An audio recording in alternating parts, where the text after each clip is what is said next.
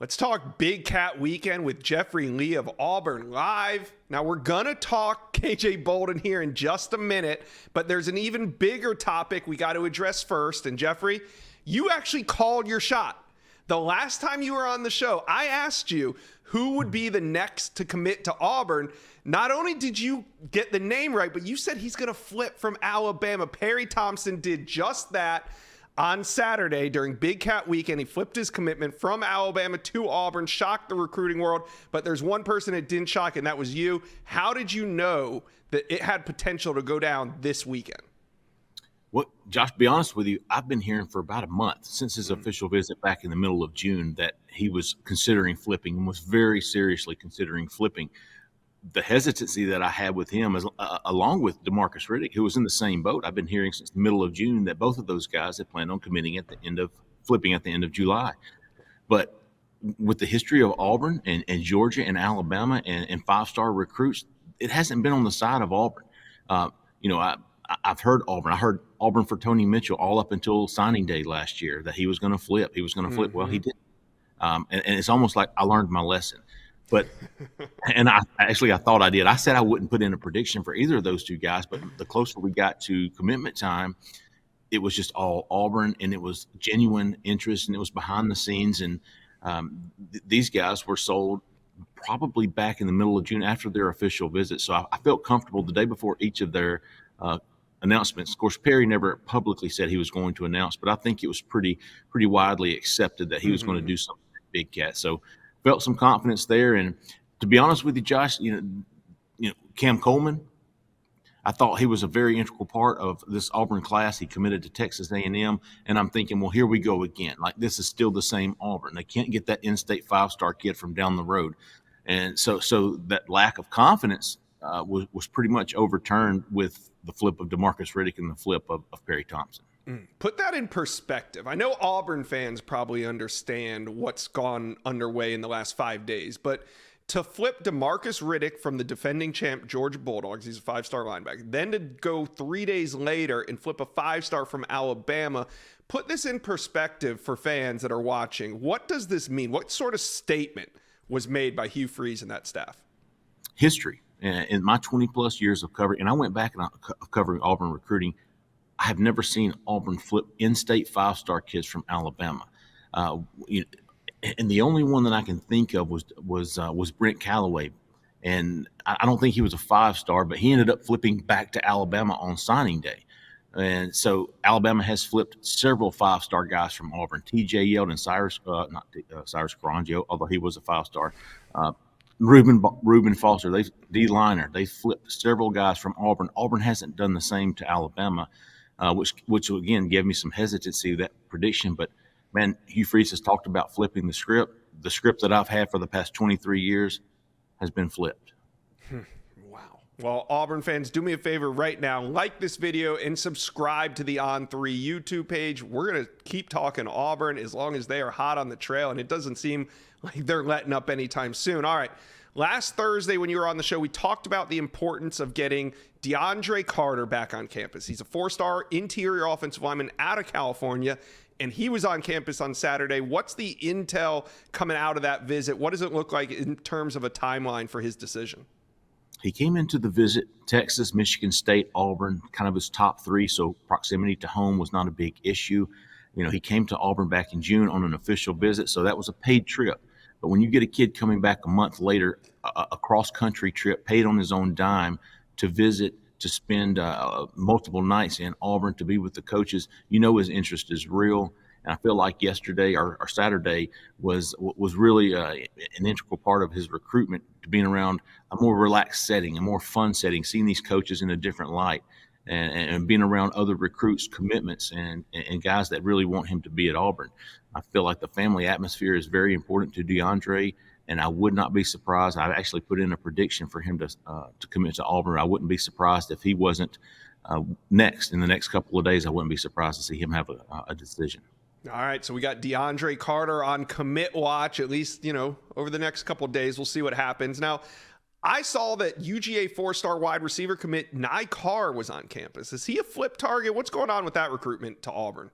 He has been. He visited back in the spring and had really good things to say about Auburn. Of course, he committed to Georgia, and we haven't heard much about him at all, to be honest with you, since then, Josh. And then yesterday, we're at the registration or the entrance to the building there, where all the recruits come to register for Big Cat. And I looked and I said, "That's Nye Carr." It was almost like, man, I'd forgotten about him. But Auburn obviously hasn't. He showed up to Auburn mid afternoon on Saturday. He spent the night, spent early part of Sunday in Auburn with Marcus Davis, with Hugh Freeze. So even though Auburn has Bryce Kane, Malcolm Simmons, Perry Thompson all committed, they're still going after guys like Nye Carr, like Cam Coleman. So the wide receiver group obviously is not finished, or they wouldn't be still bringing these guys in. Interesting just to see that they're going after another one of Georgia's top commitments. Zaquan Patterson was there. He's not committed. He's a 4-star DB out of South Florida. We talked about him. This was a big visit coming into the weekend. What are your sources saying coming out of the weekend? Still some work to do, I think. I'm not as confident in Auburn's chances as maybe I was. That doesn't mean much, but he talked to us yesterday. He's going back home. Miami seems to be in there as well. He mentioned Miami a couple of times to us, but Auburn is certainly in this. Don't get me wrong. Zach Etheridge was putting the heat on him before he left on Saturday. All right, let's get to it. KJ Bolden, number 1 safety in America, 5-star prospect. He was at the Plains, on the Plains, for Big Cat Weekend. Now, what was Auburn trying to accomplish with this visit? To seal the deal.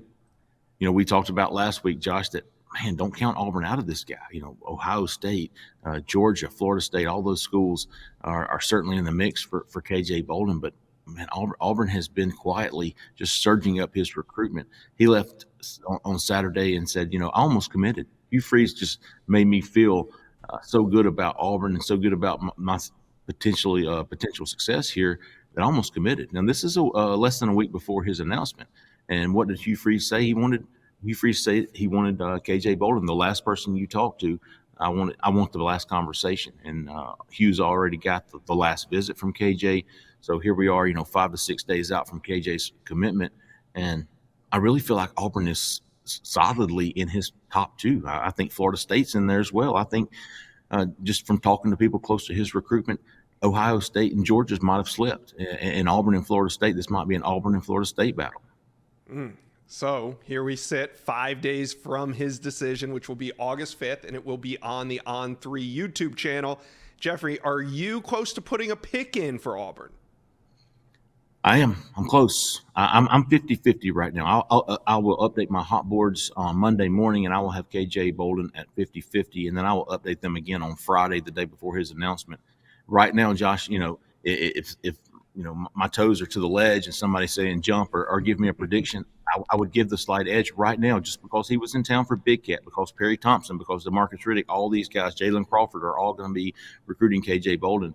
I give Auburn the slight edge. Now, ask me again at the end of the week, and it might be different, but I feel like early in the week, fresh off the Big Cat visit, I like where Auburn stands. So if that happens, and the last visit meant a lot to KJ Bolden, we'll see. Now, coaches tend to get a pass in this first year in recruiting. How many games do you think that Hugh Freeze needs to win to not only keep this class together, but to continue to recruit at this same pace? I say 7. I think a winning record, and I think it's not so much important maybe the record or how many losses, but how did he look in those losses? How did those teams fight in those losses?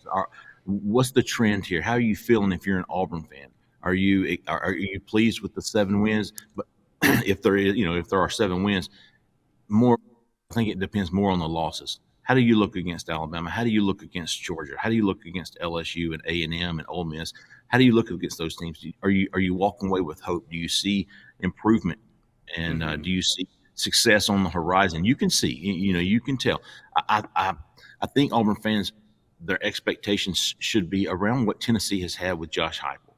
And, he's done really well there. I think in his second year, he was 10 wins, beat Alabama. And I think Hugh Freeze is kind of on that same trajectory at the very least, I will say. I feel like anything less than 7 wins, I really don't see that happening. I think Vegas has it at 6.5, maybe. I'm taking the over on this team. I feel like he did a great job in the transfer portal, and he's got these kids believing. I was told yesterday by a couple of players this season's going to be fun.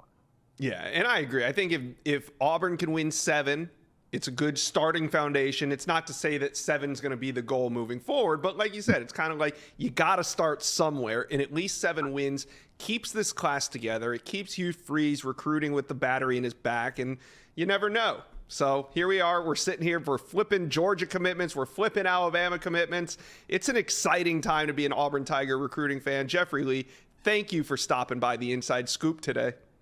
Absolutely, Josh. Thanks so much for having me. Thank you for watching. Make sure you smash that subscribe button for me. And remember to check out all the videos on the On3 YouTube page.